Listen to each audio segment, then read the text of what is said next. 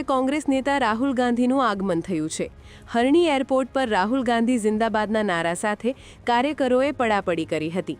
રાહુલ ગાંધી આજે આજવા રોડ સ્થિત પંડિત દીનદયાળ હોલ ખાતે આદિવાસી અધિકાર સંવિધાન સંમેલનમાં હાજરી આપશે, જ્યાં તેઓ અંબાજીથી ઉમરગામ સુધીના આદિવાસી યુવાનો, એક્ટિવિસ્ટો અને મહિલાઓ સાથે સીધો સંવાદ કરી તેમના પ્રશ્નો સાંભળશે।